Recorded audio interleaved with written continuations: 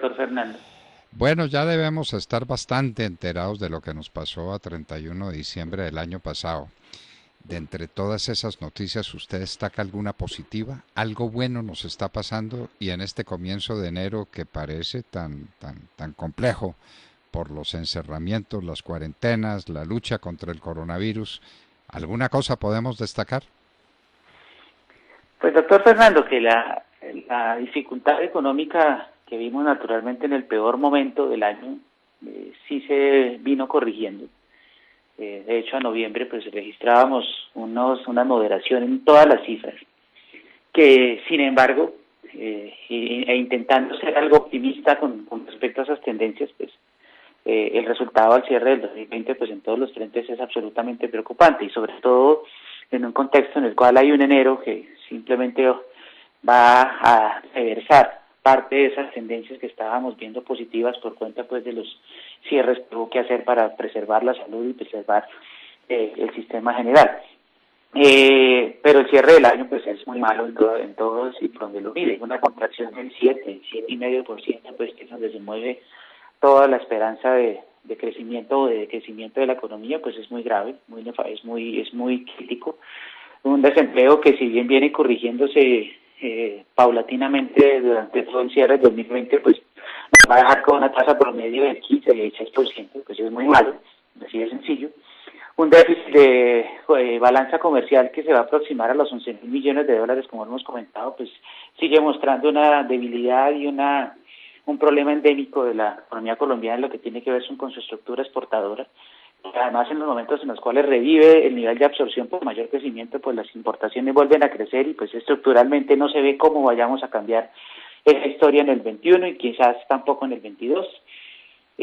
Unas cifras fiscales que dejan un país completamente endeudado, a cerca del 65% de deuda del gobierno nacional central, con un déficit que va a costar una cifra cercana a los 90 billones de pesos, que es una cifra absolutamente enorme, que hubo que asumir para poder salvar a la economía de la pandemia, pero lo grave de esto es que pensando en el 2021, y si ya el primer trimestre se ve seriamente amenazado para volver a crecer al 4,5-5%, pues el déficit de este año podría mantenerse en el mismo nivel del 7-8%, que es muy grave para nuestra calificación de riesgo, y adicionalmente porque seguir creciendo el nivel de endeudamiento del país hasta aproximarse al 70% en el 2021. Entonces es absolutamente crítico. Una caída de la inversión extranjera directa de cerca del 35%, donde la caída más grande viene por todo lo que es inversión a petróleo y minería. Seguimos muy dependientes de esto, si bien se han hecho esfuerzos para atraer otros sectores, seguimos muy críticos cuando esto pasa.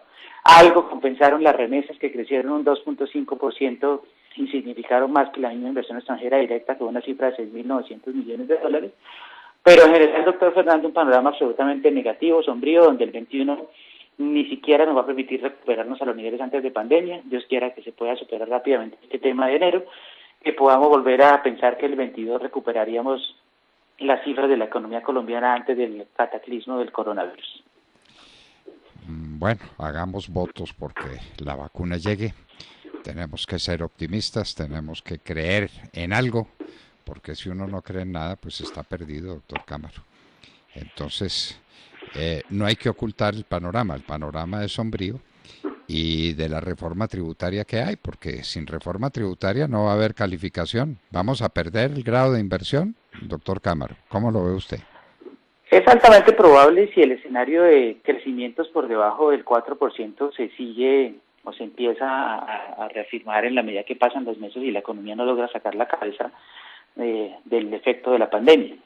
Si Colombia no crece más del 5% este año y se hacen algunas reformas y algunos ajustes en materia de gasto y demás, y se trabaja en esta reforma fiscal, como le quieran poner de apellido al tema, muy seguramente sí vamos a tener ese riesgo porque, como le digo, doctor Fernando, en un escenario en el cual crecemos por debajo del 4% este año, la deuda del gobierno nacional central podría terminar siendo algo así como el 70% del Producto Interno Bruto.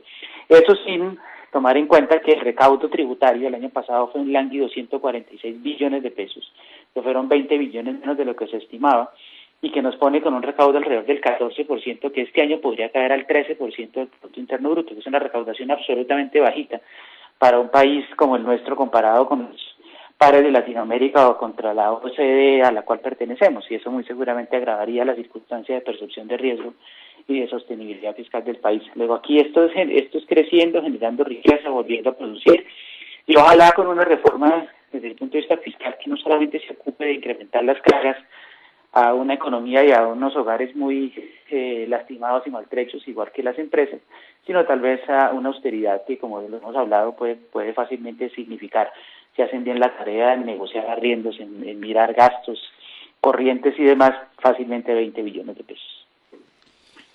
Doctor Álvaro Cámara, las cosas son como son y no como uno se las imagina o como quisiera que fueran. Hay que enfrentarlas, hay que superarlas, pero usted ha hecho una presentación magnífica de cuál es la situación de la economía del país a 31 de diciembre y cómo este enero no va a ayudar para nada. Enero con los encerramientos, las cuarentenas, las disminuciones, pues todo lo que hemos visto va a ser también un mes, como diría alguien, para el olvido. Lo que pasa es que en materia económica uno no puede olvidarse, ¿no? Porque pues sí, claro, ojalá uno dijera, no, esto es para el olvido y me olvidé y a otra cosa. El pasado económico gravita sobre el presente económico. Doctor Álvaro Cámara, muchísimas gracias por acompañarnos en la hora de la verdad. A ustedes, mi amables. Y a todos ustedes, queridos amigos, muchas gracias por escucharnos.